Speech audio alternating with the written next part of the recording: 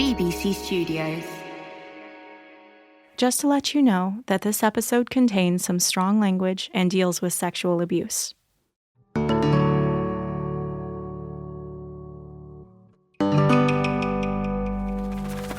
In a small, windowless interview room on the third floor of Fort Collins Police Station, two men sit awkwardly, waiting. Someone's tried to make the room comfortable, with a couch and a comfy chair, but it doesn't work. Detective Dayton, a man with steel behind his warmth, is used to this kind of thing, thanks to his years in law enforcement. But the other man isn't. He stares at his phone, nervously willing it to ring. It's only been a few days since he showed up at his ex-wife Lydia's house and told her what his housemate Andrew Vanderwall had done to their son, but it seems much longer. At 15:27, the phone rings. It's Vanderwall. Lydia's ex, Jason, glances at Detective Dayton, panicked, before hitting answer and putting it on speakerphone. Hey, what's up? Jason feels his heart explode out of his chest. This is the man that he called his friend and housemate only a few days before. Now that he knows Vanderwall abused his 6-year-old son, the very sound of his voice makes him want to vomit. He looks up to Detective Dayton for support. I just remember the raw emotion of the father eventually confronting Mr. Vanderwall. The detective gestures to the whiteboard, where he's written up notes on what to say on the call. Jason manages to clear his throat in reply. Jason tells Vanderwall that his son says that he's been touched by him. We didn't have physical evidence as a result of the exam, and we still didn't know if we would or not. If you have a conflicting statement situation, that's generally not going to be enough to criminally prosecute someone. They wait for Vanderwall to respond. This call could make or break the case.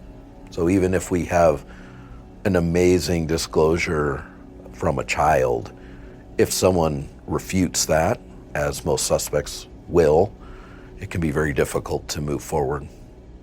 Finally, Vanderwall responds. He denies having touched the boy. Jason doesn't know what to say next. Detective Dayton encourages him to keep talking. He scribbles more notes on the whiteboard. Hey, let's go in a different direction, or, ask him this, something directly. Vanderwall suggests that they talk later in person. Jason says that this can't wait. If there's going to be a confession, they need it to be on tape. They need it to happen now. I would use body language to indicate, keep going with this theme. It seems to be working. Let's see what we can get. But they don't get anywhere. At some point, you have to just cut to the chase and say, what were you doing with my child? This is what my child told me. But Vanderwall denies it. On the whiteboard, Detective Dayton writes a new question for Jason to try. Was my child lying when he told me this? And I remember Mr. Vanderwall saying no, and then catching himself and saying, yes. And that was the first clue I had that I think we can get him during this pretext phone call. It's that slip where the voice comes out quicker than the brain can stop it. Vanderwall is rattled and starts to change his story. And he was able to get Mr. Vanderwall to admit to not the full extent of what he had been doing, but he certainly confessed to some criminal acts of child sexual assault. Detective Dayton locks eyes with Jason. There was an immediate sense of, yes, we've got this guy. Vanderwall is scared about what will happen now.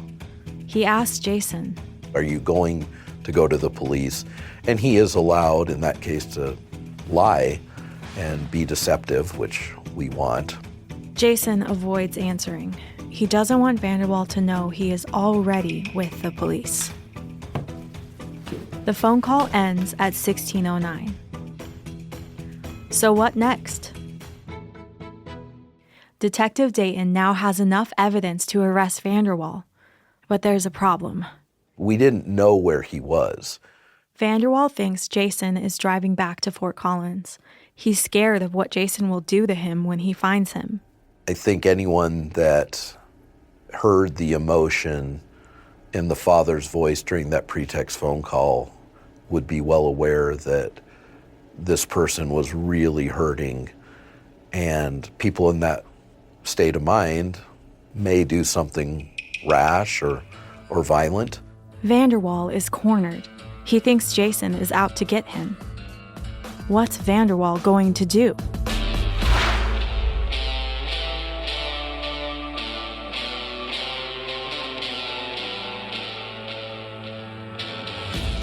From BBC Studios, this is The Hunter, with me, Anaya Echohawk.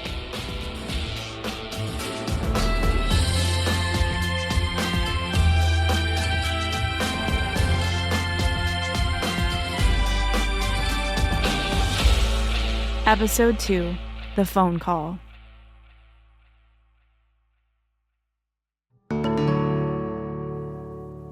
Lydia is at home when she hears the news from the police station about Andrew Vanderwall's confession. She tries to concentrate on cooking dinner for her son and daughters, but her mind keeps wandering. She thinks back to the first time she met Vanderwall. He used to live up the street from Lydia in Fort Collins, Colorado. Lydia was suspicious of him from the first time she met him. I have that gut feeling. I have that radar in me. I can shake someone's hand. I can feel people. And I can tell you when someone gives me the creeps, there's a reason for it. And I had that feeling. And Vanderwall's behavior did nothing to quell her fears. He had befriended the neighbors across the street from him who had a daughter that played with my middle daughter. And I remember just thinking, who is this creepy, childless guy that likes to hang out with us? I would never, want my children alone with him. She recalls that when she split with the children's father, Jason, and Vanderwall moved in with him, Lydia had her antenna up. When Jason was out at work, Vanderwall would offer to take the kids to school. And I'm like, no, I don't give a shit if you're living there and you're there with my kids. You are not taking my kids to school. I will drive over there, pick them up, and I will get them to school. Lydia raises all these concerns with Jason. And he would tell me, oh, no, Vanderwall would never do anything to hurt our kids. He loves them, and he made every excuse, and I just had that gut feeling. So it was just that back and forth of the arguments and me like, I want him out of the house. I want him out. But I didn't fight hard enough. And she's also blaming herself for not being open enough with her kids. Her son had told his father about the abuse. He hadn't come to his mom. She now thinks that she'd pushed him away by being too outspoken. I was that mom that always said, oh, I would kill. I would do this or I would do that. And our children hear those messages. They know what it means to kill. And there's a reason my son didn't tell me. He had plenty of opportunity to tell me what was happening, but he told his father.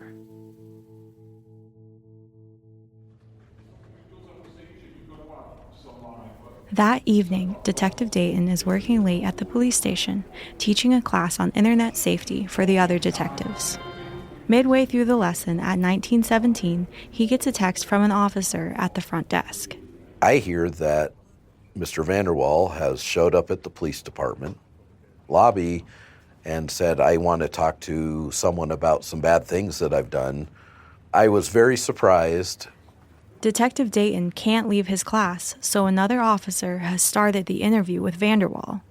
So I had really mixed feelings. I wanted to interview Mr. Vanderwall myself, but I also didn't want to interrupt what was already happening. I thought that might throw more of a wrench into the works. And if he was there to confess potentially to other crimes, I thought it best that he not know that the police had already been involved and were preparing to arrest him. Detective Dayton taps out a reply. I relayed to Lieutenant Byrne that no matter what came out of the interview he was having, there was already probable cause, which is our term for enough evidence to arrest Mr. Vanderwall for sex assault on a child. Detective Dayton goes back to teaching, trying to keep his mind on the class and not what's happening in the interview room down the corridor. When the lecture finally ends, Detective Dayton races out of the room to find out what's happening with Vanderwall. As per his instructions, Vanderwall's been placed under arrest and transported to the local jail. Detective Dayton heads over there. And then I actually met with him out there, spoke to him briefly, and then completed the paperwork to charge him with those crimes.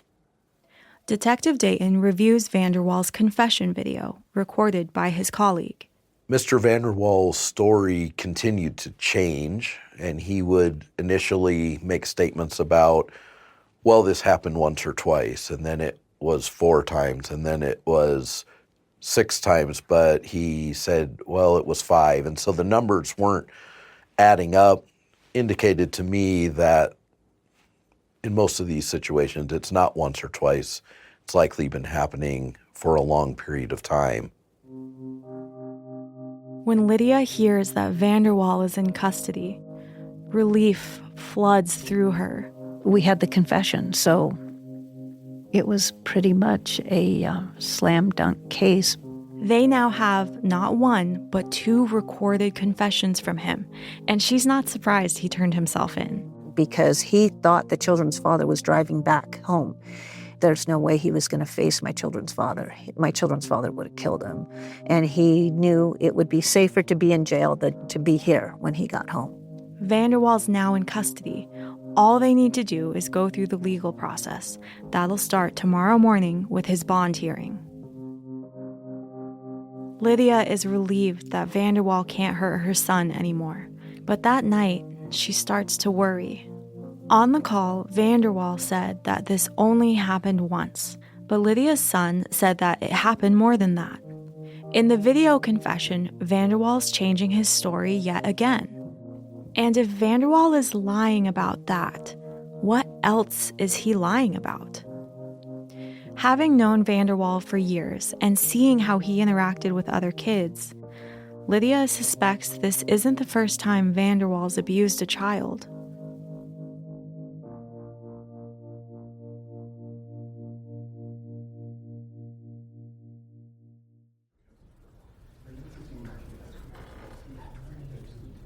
The next morning, Lydia is at the Larimer County Justice Center for Vanderwall's bond hearing. Lydia is assigned a victim advocate called Kim Jordan. When I first met Lydia, we didn't get off to the best start. She was understandably very upset. Kim is energetic and sporty with long golden brown hair tied up in a high ponytail. Her role is to support Lydia through the legal process. You know, it came across to us as angry and sometimes vindictive. I think more accurately, it was fear and probably a little bit of guilt of not being able to protect her son, even though, you know, it wasn't anything that she missed. It wasn't a failing of her as a parent. And I don't think that's accurate. I think Vanderwall was just that good at what he was doing. But I think that was a little bit driving her emotion as well. You know, if you're a parent at all, you feel guilty about everything all the time. So I I can only imagine the level that something like this would bring out. So I think that was the root emotions. At the hearing, Vanderwall's bond is set at $7,500. Lydia isn't happy about this. She told us right away that he was going to skip bond, that he was going to flee, and was very honest that she was not happy with the bond amount that was set and that she frankly didn't trust us to do what she wanted us to do. So it was rocky to start for sure. Kim reassures Lydia. She's handled dozens of cases and she knows the procedure. She explains to Lydia the reasoning behind bonds. It's not supposed to be a punishment. So the intention of bond is to make sure that they show up to court. It's not necessarily to keep them incarcerated. So the idea behind it is, you pay me $10,000. If you don't show up to court, you're going to lose that $10,000 forever. Before I started working in criminal justice, I think I always assumed that bond was to keep people in jail. But yeah, it's just to make sure that people come back to court. Vanderwaal's parents pay 10% of his bond, and so he is released from custody. He's not allowed to return to the house he shared with the children's father, Jason, so he's going to couch surf with friends through the court proceedings.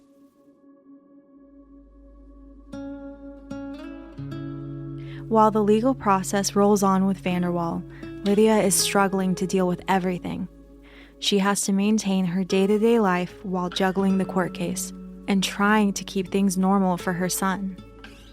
I think about being in this kitchen, right here, making his lunch.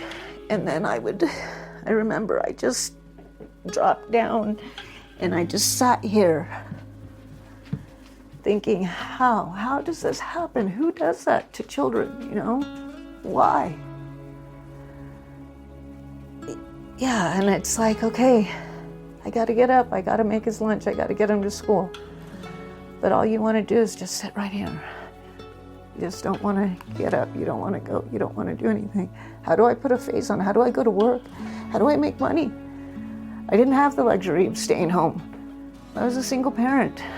I couldn't just give up my job and have someone take care of me. Nobody's taking care of me. So it's like, okay, break for a minute and then get up.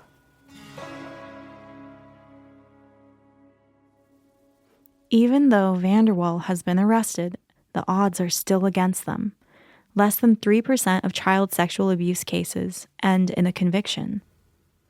In his confession, Vanderwaal claimed that Lydia's son was the only child he abused, but the police issue a press release asking for other victims to come forward, looking for more evidence to strengthen their case.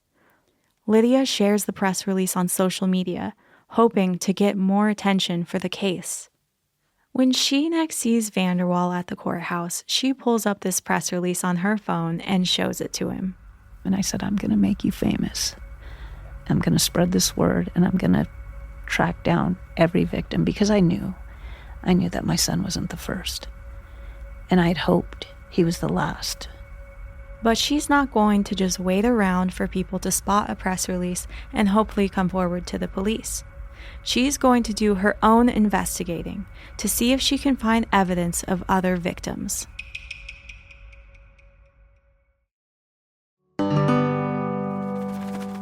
As soon as he was arrested, I was already going through his personal belongings. Vanderwaal is no longer able to go back to the house that he shared with the children's father, Jason. But all of his belongings are still there, so Lydia heads over to the house. Vanderwaal had the room on the far side, and the children's father had the downstairs area. Lydia goes into Vanderwaal's room. It was a total mess. He was just a pig. I mean, there were things everywhere on the floor, papers, boxes, books. It was like, think of just a filthy bachelor, and that's what the room was like. She starts trying to make order out of the chaos. She sifts through his stuff, taking photos of everything that she thinks might be of use or offer some kind of clue. I really got to piece together who this person was. Andrew Todd Vanderwaal was born on April 20th, 1990, and was brought up as a Mennonite in Michigan.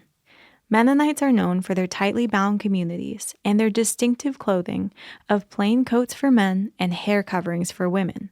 He was homeschooled, so his diploma is signed by his parents, which I think is an absolute joke. According to the documents she finds, Vanderwaal left home when he was 19 to join the Air Force. He was just always getting in trouble in the military, whether it was his online activities or he just wasn't doing what he was supposed to do. He failed some of the physicals.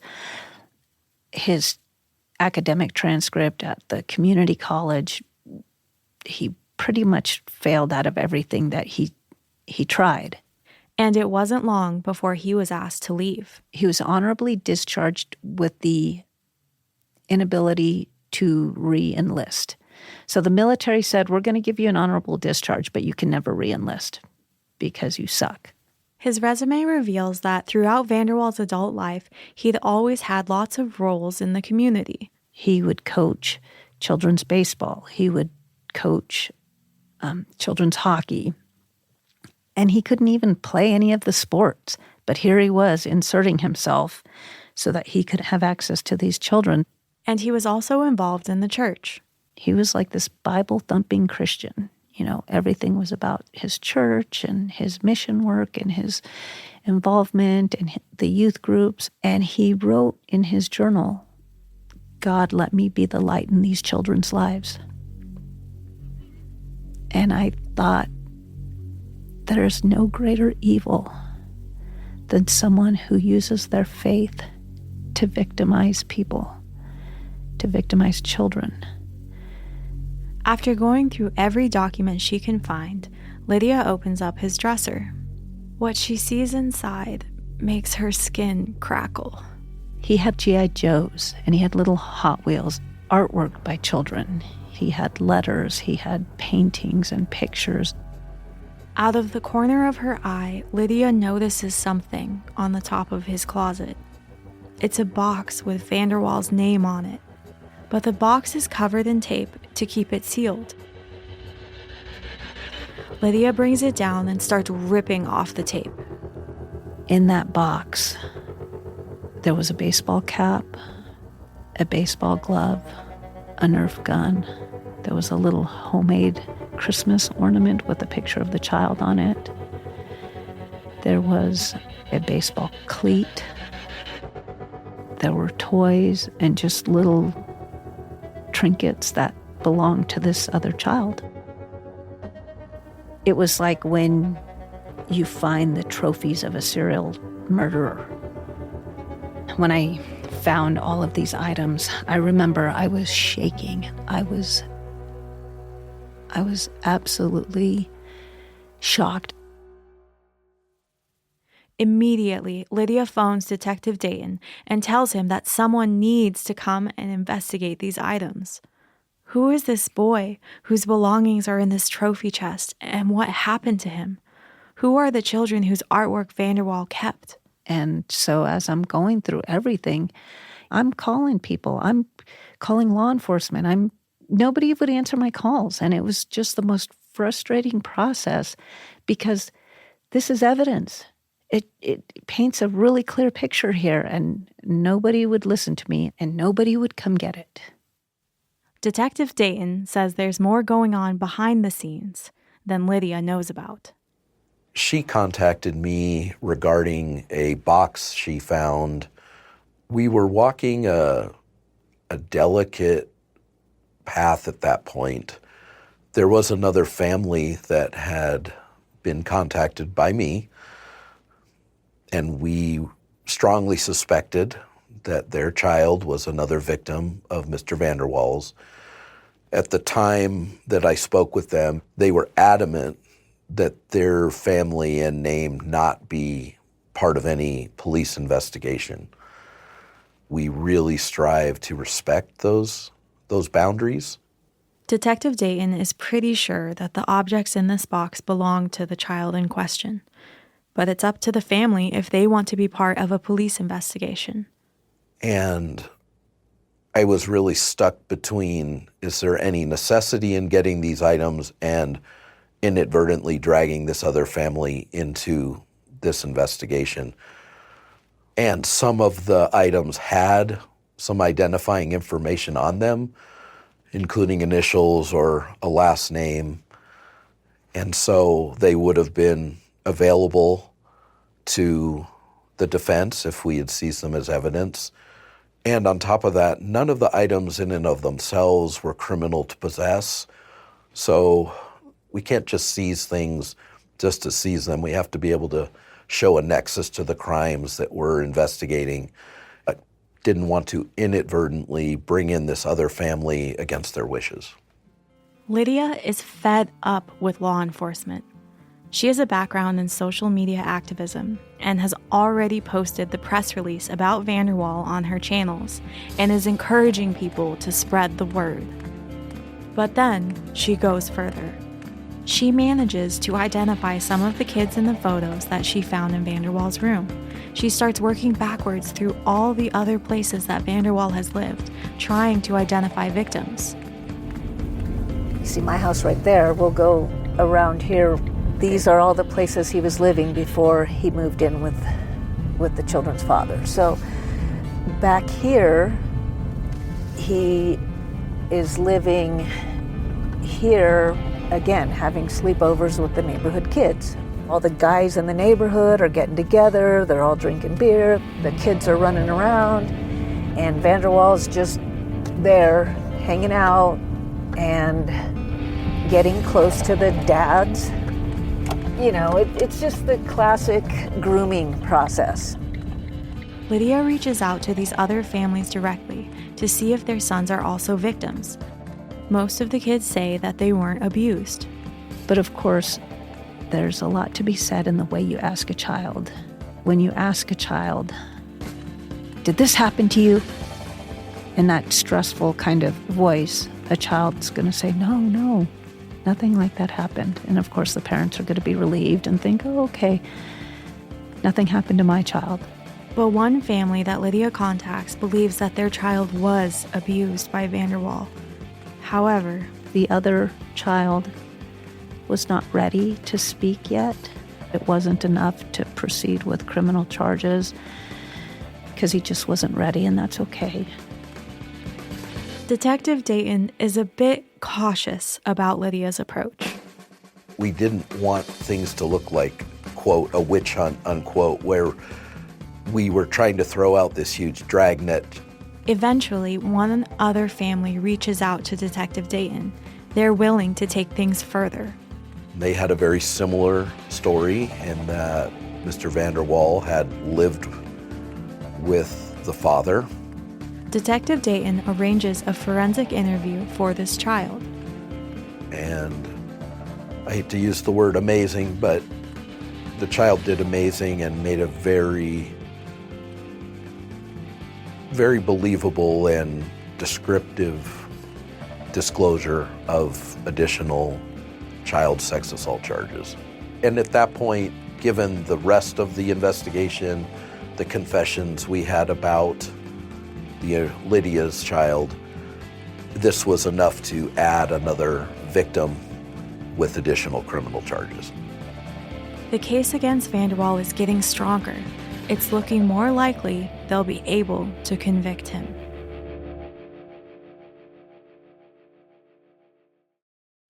Lydia is supporting her son by taking him to therapy with a trauma specialist, but she also leans on the healing nature of being outdoors. Lydia and I met through the indigenous community of northern Colorado. She's Lipan Apache and I'm Pawnee, so this area is sacred to both our peoples. The Rocky Mountains are our home, and nature is our oldest form of healing. So after Vanderwall's arrest, Lydia takes her son and her 2 daughters out for a horseback ride in the Rockies, north of Steamboat Springs.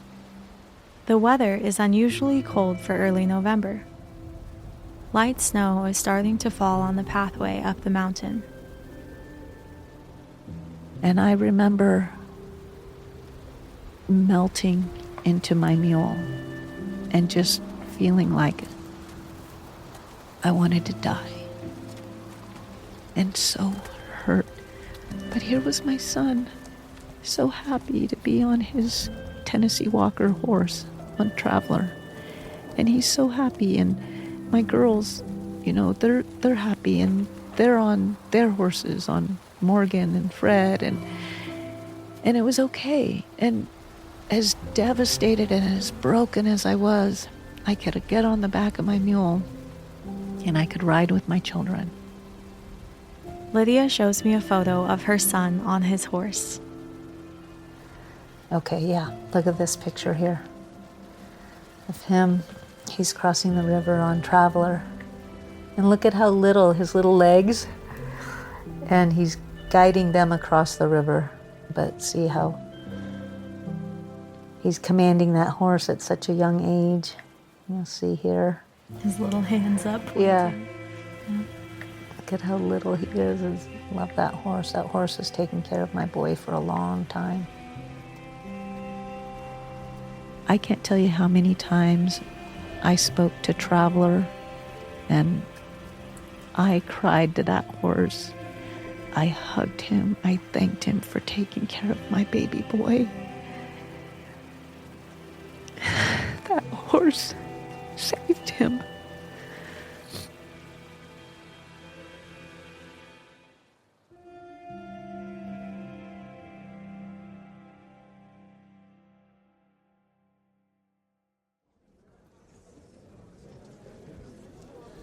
On January 17th, 2017, Lydia arrives at the Larimer County Justice Center in Fort Collins for Vanderwall's next hearing.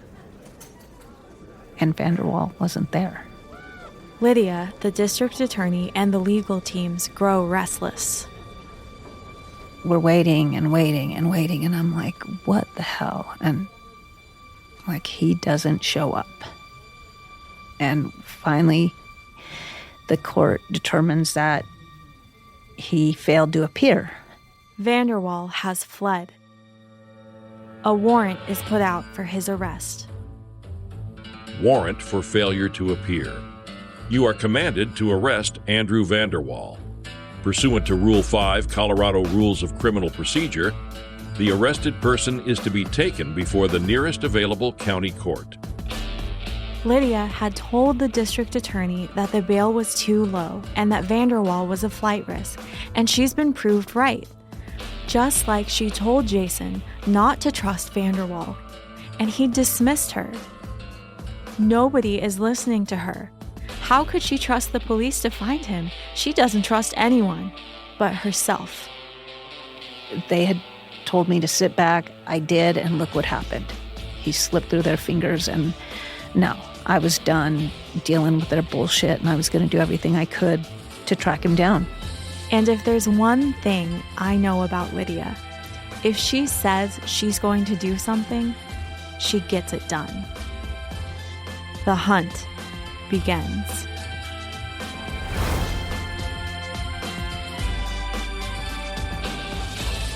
This was episode 2 of The Hunter. The presenter is me, Anaya Echohawk. The voice of Andrew Vanderwall was played by Tom Hayes. The producer is Emma Wetherill.